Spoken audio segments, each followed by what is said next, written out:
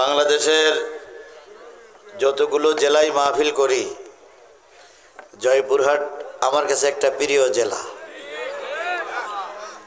কারণ অন্য অন্য জেলায় মামলা খাইনি, জয়পুরহাটেই মামলা খেতে হয়েছে।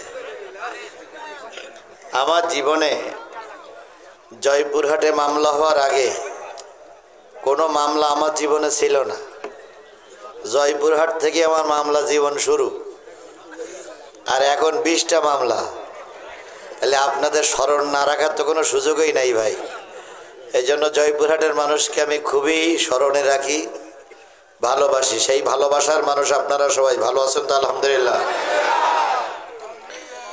নাহমাদুহু ওয়া নাস্তাঈনুহু ওয়া নাস্তাগফিরুহু ওয়া نعوذ بالله من شرور أنفسنا ومن سيئات أعمالنا. من يهده الله فلا مضل له ومن يضلله فلا هادي له.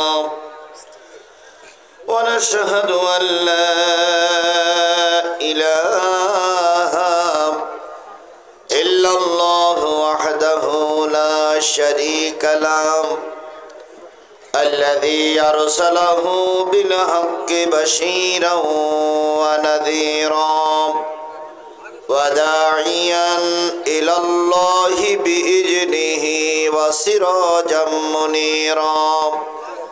فقد قال الله تعالى في كلامه المجيد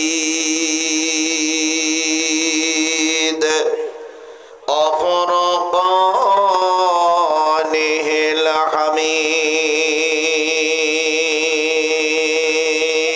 الحميد.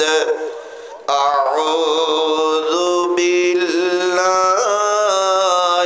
من الشيطان الرجيم.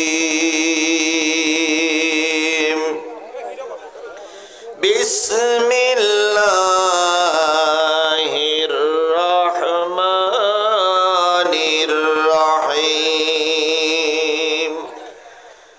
ولتكن منكم أمة يدعون إلى الخير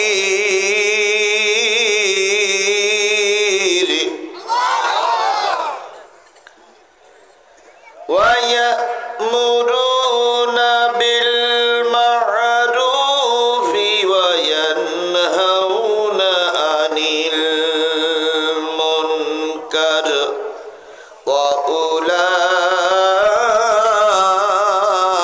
وأولئك هم المفلحون.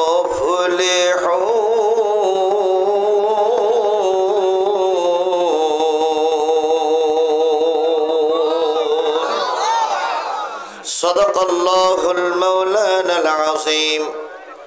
قال النبي صلى الله عليه وسلم وعن أبي هريرة رضي الله تعالى عنه قال قال رسول الله صلى الله عليه وسلم سبعة يظلهم الله في ظله يوم لا ظل إلا ظله إمام عادل وشاب نشأ في عبادة الله تعالى ورجل قلبه معلق بالمساجد ورجلان تحبا في الله واستمع عليه وتفرق عليه ورجل دعت امرأة ذات حسب جمال فقالوا إنا أخاف الله ورجل تصدق بصدقة لا تعلم شماله وما تنفق يمينه ورجل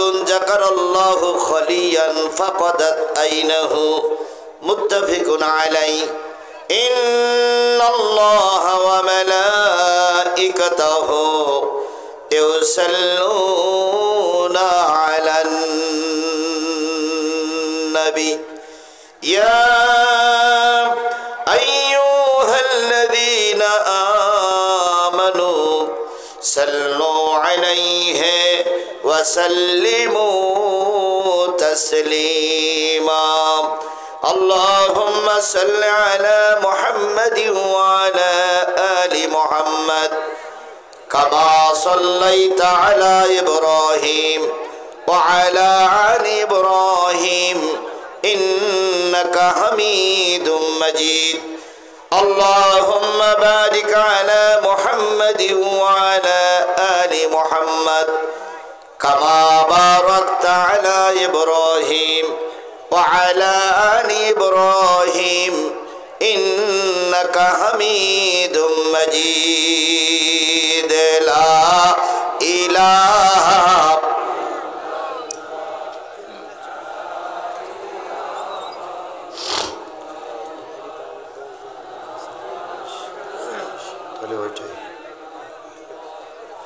لا إله لا إله لا إله إلا الله محمد رسول الله لا إله لا إله لا إله إلا الله محمد আকাশ নীলে নীলে মেঘের ঝিলে ঝিলে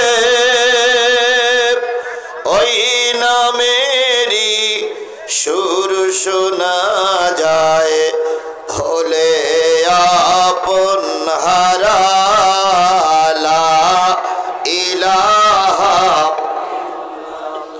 জোরে লা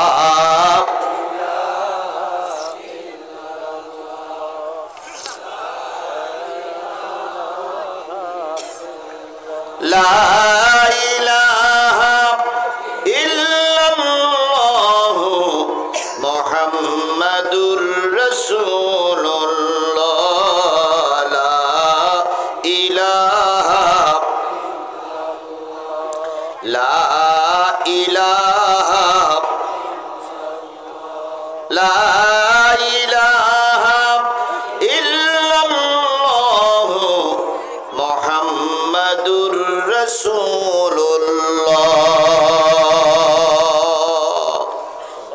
সকলে জবান খুলে একসাথে এক বাক্যে বলছি সাল্লাল্লাহু আলাইহি ওয়াসাল্লাম। জয়পুরহাট জেলার পাকার মাথা চারিবাড়িয়া জামে মসজিদ সংলগ্ন ইট ভাটা ময়দানে অনুষ্ঠিত হচ্ছে তৃতীয় বার্ষিকী একদিন ব্যাপী বিরাট তাফসিরুল কোরআন মাহফিল ও ওয়াজ মাহফিল। আজকের এই তাফসিরুল কোরআন মাহফিলের দুইটা অধিবেশনে ভাগ করা হয়েছে। আমরা প্রথম অধিবেশনে কথা বলছি, দ্বিতীয় অধিবেশনে কথা বলবেন মাওলানা মোহাম্মদ মুর্শিদুল আলম মুর্তজা। আজকের এই প্রথম অধিবেশনের স্বনামধন্য সম্মানিত সভাপতি মাওলানা মোহাম্মদ হাফিজুর রহমান। আজকের মাহফিলের সম্মানিত প্রধান অতিথি জনাব মাসুদ রানা প্রধান। আজকের এই মাহফিলের অন্যান্য দাওয়াতি অতিথিবৃন্দ, মঞ্চে উপবিষ্ট আছেন এলাকার কৃতি সন্তান, বিশিষ্ট ইসলামী চিন্তাবিদ, আপনাদেরই পরিচিত ভাই, আমার শ্রদ্ধেয় ভাই, জয়পুরহাট বাইতুল আমান জামে মসজিদের সুযোগ্য ইমাম ও খতিব হযরতুল আল্লামা হযরত মাওলানা আবু জাফর সিদ্দিকী সাহেব, অন্যান্য ওলামায়ে হযরত, আমার সামনে আমার সঙ্গে আমার সফর সঙ্গী হিসেবে আছে এই জয়পুরহাটেরই কৃতি সন্তান মাওলানা আব্দুর রহিম বিভিন্ন দলের রাজনৈতিক দলের নেতৃবৃন্দ, জয়পুরহাট জেলার বিভিন্ন জায়গা থেকে আগত দিনদার পরেশগার মোত্তাকি মুসলমান ভাই ও বন্ধুগণ, পর্দায় অবস্থানরত শ্রদ্ধাশীলা মা ও বোনেরা, সকলকে নিয়ে আবারও সালাম বিনিময় করছি। আশা করছি সালামের জবাবটা সবাই মিলে জোরে সরে দিবেন। আসসালামু আলাইকুম ওয়া রাহমাতুল্লাহি ওয়া বারাকাতুহু। আল্লাহ পাকের দরবারে লক্ষ্য করে শুকরিয়া, যিনি সন্ধ্যাবেলা, এখন মানুষ দারুণ কর্মব্যস্ত। আমি মোকামতলার থেকে যখন আপনাদের এলাকায় ঢুকেছি তখন দেখেছি সব মানুষ প্রায় মাঠে কাজ কামে ব্যস্ত। হাজারো কর্মব্যস্ততা পিছনে ফেলে, হাজারো ব্যস্ততা পিছনে ফেলে রেখে শুধুমাত্র কেবলমাত্র একমাত্র কোরআনের জন্যই মাগরিবি নামাজের পরপরই আমাদের উপস্থিত হওয়ার তৌফিক আল্লাহ পাক দান করেছেন। বন্ধুগণ, বলুন তো এই সময়টা এখানে আসার সুযোগ কে দিলেন? আরেকটু জোরে বলুন তো, সময় সুযোগটা কে দিলেন? আমাদের মতন অনেক মানুষ এই সুযোগ থেকে বঞ্চিত হয়েছে। সবাইকে আল্লাহ পাক কোরআনের মাহফিলে আসার সুযোগ করে দেয়নি। কথা বলেন ঠিক না বেঠিক? তাহলে আল্লাহ পাক আপনাকে আমাকে সুযোগ করে দিয়েছেন, এই জন্য আল্লাহর দরবারে শুকরিয়া আদায় করা দরকার আছে না নাই? সবাই মিলে বলুন আলহামদুলিল্লাহ। শুকরিয়া আদায় করছি সেই মালিকের, যে মালিক আপনাকে আমাকে সুস্থ রেখেছেন, সুস্থ রেখে কোরআনের মাহফিল পর্যন্ত আসার তৌফিক দান করেছেন। এজন্য আবারও মালিকের দরবারে শুকরিয়া, আলহামদুলিল্লাহ। আল্লাহ বলতেছেন, কুল লাউ কানাল বাহরু মিদাদান লিকালিমাতি রাব্বি লানাফিদাল বাহরু ক্বাবলা আন তানফাদা কালিমাতু রাব্বি ওয়ালাউ জিনা বিমিসলিহি মাদাদা। কার কথা? কুল্লাউ কানাল বাহর, হে নবী আপনি বলে দিন, পৃথিবীতে যত সাগর আছে, পৃথিবীতে যত নদ নদী আছে, পৃথিবীতে যত খাল বিল আছে, পৃথিবীতে যত পুকুর পুষ্করিণী আছে, এক কথায় পৃথিবীতে যত পানির উৎস আছে, সব পানিগুলো যদি কালি হয়ে যায়, পৃথিবীতে যত দাঁড়ানো গাছ আছে সব গাছগুলো যদি কলম হয়ে যায়, পৃথিবীতে সমান্তরাল যত জমি আছে সব জমিগুলো যদি কাগজ হয়ে যায়, দাঁড়ানো গাছ নামক কলম দিয়ে, সাগরের পানি নামক কালি দিয়ে, সমান্তরাল জমি নামক কাগজের উপরে তোমার রবের কথা লিখতে যদি শুরু করো, লিখতে লিখতে সব কাগজ ফুরায়ে যাবে, কলমগুলো নষ্ট হয়ে যাবে, কালি ফুরায়ে যাবে। আর একটা সাগরের পানিও যদি নিয়ে এসো, সে পানিগুলো নিঃশেষ হয়ে যাবে, শেষ হয়ে যাবে, তবু তোমার রবের কথা লিখে শেষ করা যাবে না। বলুন তো সেই রবের নাম কি? আরেকটু জোরে বলুন তো সেই রবের নাম কি? এই আল্লাহর শুকরিয়া আদায় করলে আল্লাহ খুশি হয়, আর আল্লাহর শুকরিয়া বন্ধ করে দিলে কে খুশি হয়? শয়তান খুশি হয়। আল্লাহরে খুশি করার জন্য আমরা আলহামদুলিল্লাহ বলি, আল্লাহরে নাখোশ করে শয়তানের খুশি করা লোক আমাদের সমাজে ছিল না? ছিল না? এখনো নেই না? আছে, এখনো আছে। যেভাবেই হোক আল্লাহ পাক আপনাদের সম্মান দিয়েছেন, ইজ্জত দিয়েছেন। আল্লাহ কাউকে ইজ্জত দিয়ে পরীক্ষা করে, কাউকে বেইজ্জতি করে পরীক্ষা করে। কথা বলেন ঠিক না ঠিক? তুইজ্জু মান তাশাউ ওয়া তুযিল্লু মান তাশাউ বিয়াদিকাল খায়র ইন্নাকা আলা কুল্লি শাইইন কাদির। আল্লাহ কাউকে ইজ্জত দেয়, কাউকে বেইজ্জতি করে। সব কিছু কার হাতের ভিতরে? আল্লাহর হাতের ভিতরে।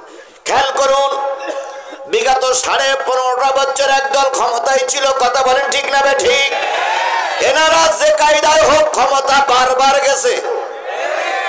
ক্ষমতায় যাওয়ার পর জাতীয় সংসদে দাঁড়িয়ে 15-20 মিনিট, আধা ঘন্টা পর্যন্ত কথা বলেছে। একটা বারের জন্য আল্লাহর নামটা মুখে উচ্চারণ করতে পারিনি। মাননীয় স্পিকার সাহেব, আপনি আমাকে সময় দিয়েছেন, এজন্য আপনাকে ধন্যবাদ।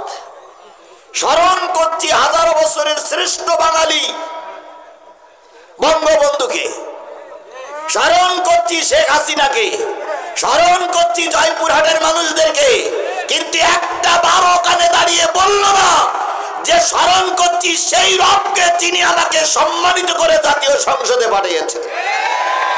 একটা বারো এদের মুখ দিয়ে এই কথাটা উচ্চারণ হয়নি, হতো না।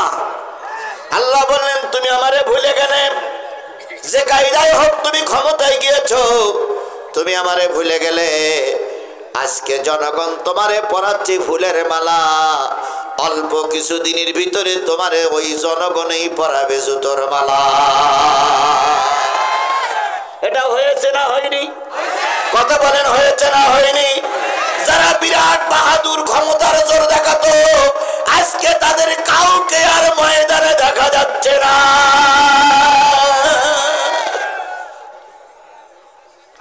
আর যারা প্রায় বলতেন আমরা পালাই না, আমরা পালানো জাত নই, তানারা সবার আগেই পালিয়ে গেছে। কি পালিয়ে গেছে না? এর থেকে জাতির শিক্ষা নিতে হবে। বেশি আনন্দ করার সুযোগ নাই। আল্লাহ একটু পরিবেশ দিয়েছে বলে হই হুল্লোড় করার সুযোগ নাই। আল্লাহ পরিবেশ দিয়ে পরীক্ষা করছে, তোমরা কোরআনের পক্ষে না কোরআনের বিরোধী। যদি আবার কোরআনের বিরুদ্ধে অবস্থান করো, আল্লাহ আগের অবস্থায় আবার ফিরিয়ে দিতে পারে। কথা বলেন, কথা বলেন, কথা বলেন। সুতরাং এই পরিবেশটা কে তৈরি করে দিলেন? সেই আল্লাহর আবারও শুকরিয়া আদায় করছি, আলহামদুলিল্লাহ। সর্বকালের সর্বশ্রেষ্ঠ মহামানব, যিনি ছিলেন শেষ পয়গম্বর, কিন্তু সমস্ত নবী রাসূলদের সর্দার। তিনি এসেছিলেন শেষে শুধু আমাদের নাজাতের জন্য, মানুষের কল্যাণের জন্য, গোটা কুল কায়নাতের মুক্তির জন্য। কথা বলেন। আল্লাহর নবী যেদিন প্রথম পৃথিবীতে আসলেন, উম্মে হানির কাছে সংবাদ চলে গেল, আমিনার কুল জুড়ে চাঁদের মতন ফুটফুটে একটা সন্তান পৃথিবীর মুখ দেখেছে। উম্মে হানি বলেন, আমি চলে আসলাম, এসে দেখি ছোট বালক মোহাম্মদ, আব্দুল্লাহর বেটা মোহাম্মদের মুখটা বিড় বিড় বিড় বিড় করে নড়তেছে। আমি চিন্তা করলাম, এত ছোট মানুষ, এরপরে মুখটা বিড় বিড় করে নাড়ায় কেন? আমি অনেকবার চেষ্টা করলাম তার আওয়াজটা শোনার জন্য, কিন্তু আওয়াজটা শুনতে পেলাম না। যখন তিনি একটু বড় হয়ে গেলেন, উম্মে হানি ফুপি আম্মা জিজ্ঞেস করেছিলেন, ভাতিজা, জন্মের পরে মুখ নাড়াই নাড়াই কি বলেছিলে? নবীজি ফুপি আম্মার গলা জড়াই ধরে বলেছিলেন, ফুপি আম্মা, জন্মের পরে কেঁদেছিলাম, রব্বি হাবলি উম্মতি, আয় আল্লাহ আমার গুনাহগার উম্মত গুলোরে মাফ করে দাও। তালি নবীজি জন্মের পরে কাঁদলেন কাদের জন্য? আমাদের জন্য। আমরা তো সেই উম্মত। কথা বলে ঠিক না বে ঠিক? এরপরে তায়েফে যখন মারি খাইলেন, 3 দিন নবীর খাওয়া নাই। তায়েফের সরকারের যুবকেরা, তায়েফের সরকার যুবকদের লেলাইয়ে দিল, নবীকে পাথর মারতে শুরু করলো। প্রথম নবী ওদের অত্যাচার সহ্য করতে না পেরে চিত হয়ে পড়ে গিয়েছিলেন। তায়েফের যুবকেরা নবীজির নাক এবং মুখ বেঁধে বাড়ি দিল। নবীজির নাক ফেটে গেল, ঠোঁট কেটে গেল। নবীজিকে আবার সোজা করে দাঁড় করাই দিলেন। নবীজি বুঝলেন তায়েফের যুবকেরা আমাকে হয়তো মেরেই ফেলবে। নবীজি বললেন, যায়েদ, একটু পিছনে চলে যাও, এরা দারুণ অত্যাচার করতেছে। দ্বিতীয়বার যখন নবীকে দাঁড় করাই দিলেন, নবীজি নিজের জামাটা উঁচু করে বললেন, যুবক আর মেরো না, 3 দিন পর্যন্ত মুহাম্মাদের পেটে কোনো দানা পিনা যায় না। ও আমার জাতি, ইসলাম এমনি এমনি আমাদের কাছে আসেনি। অনেক রক্ত, অনেক ত্যাগ তিতিক্ষার পরে ইসলাম আমাদের কাছে এসেছে। কথা বলে ঠিক না ঠিক? সেই ইসলামকে আমরা যেভাবে পারে সেইভাবে ব্যবহার করছে। এই ইসলামের কথা বলতে যে কেউ জেল খাটতেছে আর কেউ কোটি কোটি টাকার মালিক হচ্ছে। একই ইসলামের কথা বলতে যে কেউ ফাঁসির কাস্টে ঝোলে আর কেউ বা বিরাট সম্পদের মালিক হয়ে যায়। আল্লাহ নবীর এই কথাটা তায়েববাসীরা শুনল না, নবীকে আবার মারতে শুরু করলো। মারতে মারতে এবার নবী ভুট হয়ে পড়ে গেছে। জাফর পিছন দিক থেকে চলে গেলেন, যায়েদ পিছন দিক থেকে চলে গেলেন। তৃতীয়বার নবীজি ভুট হয়ে পড়লেন। এরপরে তায়েববাসীরা নবীকে মারতে মারতে মারতে মারতে এক সময় পাহাড়ের স্তূপ হয়ে গেল। স্তূপের পরে দাঁড়িয়ে তায়েফের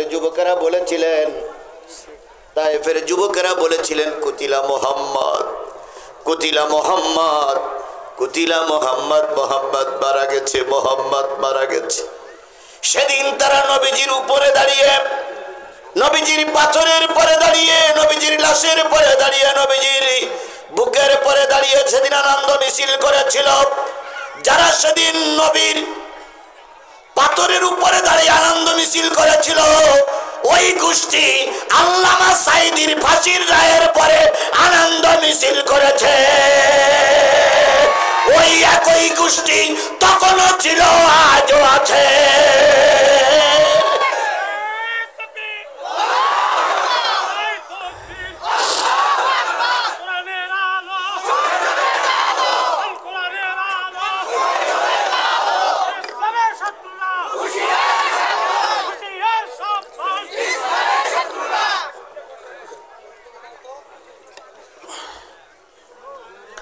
তাহলে ওই গোষ্ঠী তখনও ছিল, এখনো আছে না নাই?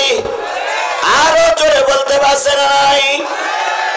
মাঝখানে 14,500 বছর কি হয়ে গেছে, পার হয়ে গেছে, কিন্তু ওই গোষ্ঠী এখনো আছে। এরাই হাফেজদের বুকের পরে দাঁড়িয়ে নাচানাচি করে। এরা আলেম সহ্য করতে পারে না। যে জিনিসটা বোঝাতে চাচ্ছিলাম, আল্লাহ নবী পড়ে গেলেন কয় জায়গায়? 3 জায়গায়। ওরা চলে গেল। চলে যাওয়ার পর যায় দেশে পাথরগুলো সরালেন। নবীজি সোজা হয়ে বসতে পারতেছেন না। জায়েদের কাঁধের পরে মাথা রেখে নবীজি একটু হেলান দিয়ে বসলেন। নবীজিকে সুস্থ একটু হলো। এরপরে নামাজ পড়লেন।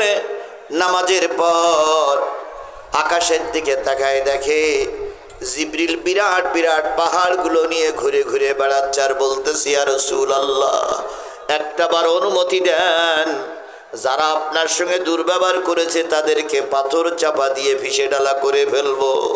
দয়ার নবী জিবরিলকে বললেন, জিবরিল, আল্লাহরে বলো আল্লাহ যেন রাগ করে না। সব মানুষ যদি মারা যায়, আগামীকাল কালেমার দাওয়াত আমি নবী কার কাছে শোনাবো? তাহলে নবী তায়েফের যুবকদের কি করে দিলেন? মাফ করে দিলেন। এরপরে তিনি সেখানে উম্মতের চিন্তা করলেন। আবার যখন মৃত্যুবরণ করে তখনও তিনি উম্মতের চিন্তা করলেন। এখনো কবরে শুয়ে শুয়ে নবী উম্মতের জন্য কাঁদতেছেন। কিয়ামতের দিন নবী কাদের জন্য কাঁদবেন? আরো জোরে বলেন, কাদের জন্য কাঁদবেন? আমরা যদি সেই উম্মত হই, আল্লাহর কোরআন রসুলের হাদিসের আলোচনা যেখানে হবে সেখান থেকে আমরা দূরে সরে যেতে পারি না। তাহলে সেই দয়াময় নবী, মেহেরবান নবী, রহমাতুল লিল আলামিন নবীর নামে দুরূদ আর সালাম সবাই মিলে বলছি সাল্লাল্লাহু আলাইহি ওয়াসাল্লাম।